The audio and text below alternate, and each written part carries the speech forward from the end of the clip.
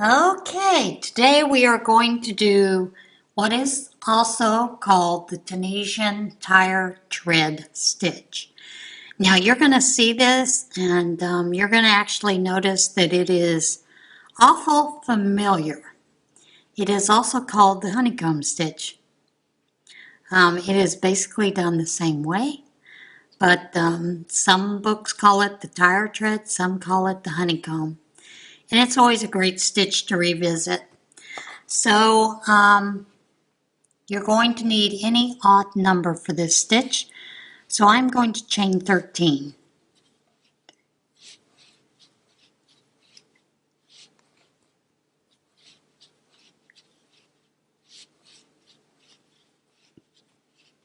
And you'll notice that I'm going to use a variegated yarn. If you have never tried Tunisian crochet in variegated yarn, you'll see something very interesting that comes about. Alright, so normally we're going to go in the back loop, pick up those loops all the way across, and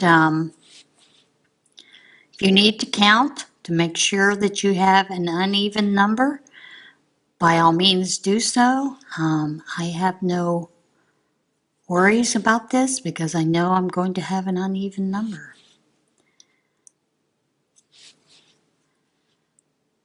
But I know a lot of people like to count, so don't be afraid to count your stitches.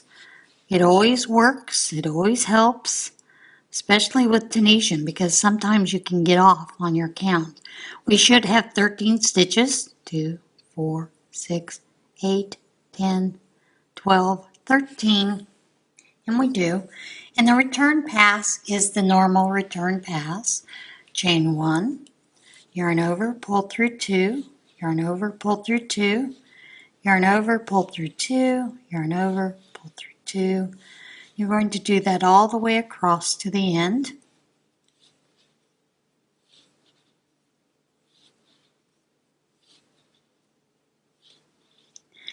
Now, if this is a 2-row repeat, you do need to know how to do Tunisian simple stitch and Tunisian purl stitch. The very first stitch is a Tunisian purl. Going to bring your yarn in front, go through that, yarn over, pull up the loop, Tunisian simple, Tunisian purl, bring it in front, go through your loop, yarn over, pull up a loop. Bring it in front, go through the next bar, yarn over, pull up a loop. Tunisian simple, Tunisian purl, Tunisian simple, Tunisian purl, Tunisian simple, Tunisian purl. Then when we get to the end, we are going to go through the last 2 bars like normal for that neat close. So you'll yarn over, pull up your loop. Return pass is your normal return pass. Chain 1, yarn over, pull through 2, yarn over, pull through 2, yarn over, pull through 2. And you'll do that all the way across.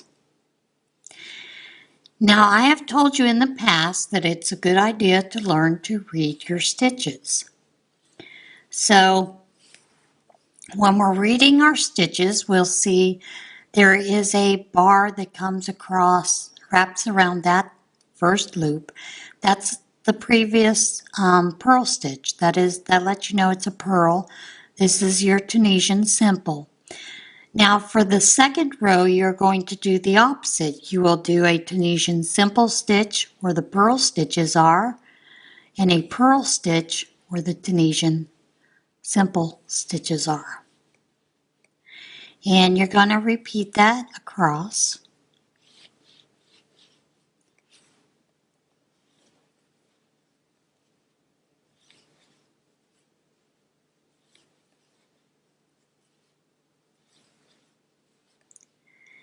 I always find it interesting how many people are afraid to use variegated yarns with Tunisian, but they come out to be some amazing projects. You'll go through the last two like normal, then chain one, yarn over, pull through two, yarn over, pull through two, and you'll do that all the way across.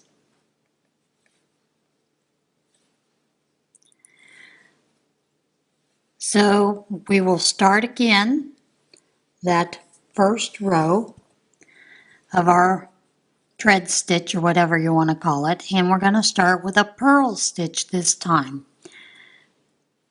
And then we will do the Tunisian simple, Tunisian purl, Tunisian simple, Tunisian purl, Tunisian simple, Tunisian purl, Tunisian simple, Tunisian purl, Tunisian simple, Tunisian purl, and then you will go through the last two bars on the end again. Pull up your stitch, then yarn over, actually chain one, then yarn over, pull through two, all the way across.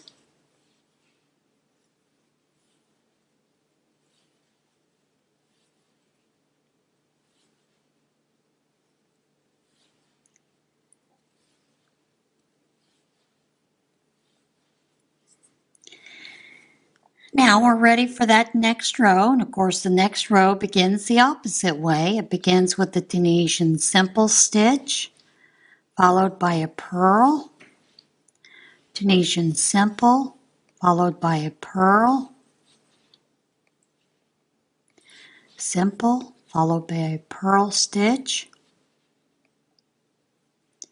simple stitch, Tunisian purl, simple stitch, Tunisian purl,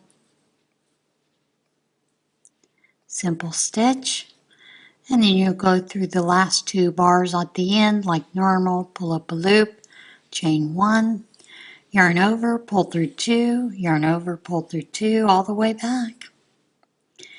And this is the tire tread stitch, as well as what most of us use for honeycomb. The sampler that I am doing with the shawl has several different honeycomb stitches, but I hope you can see that nice little look that the variegated gives it. True, you cannot see the true honeycomb, but you can see it is a very nice textured stitch. And on the back, that's what it looks like there. Now, there are two ways to finish this when you come to bind off. You can bind off in that simple Tunisian as normal, going through that loop, but in most cases, it would be better off if you bind off in the stitch pattern, which the stitch pattern for this would be to do a purl stitch,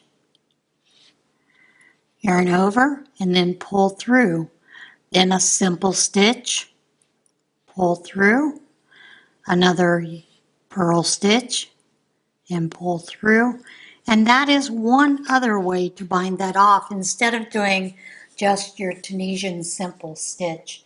I hope you enjoyed this. I know it was a repeat of what most of us call the honeycomb stitch, but it does have the other name attached to it, which is called the tire tread stitch. All right, guys, see you again next week. Have a great week.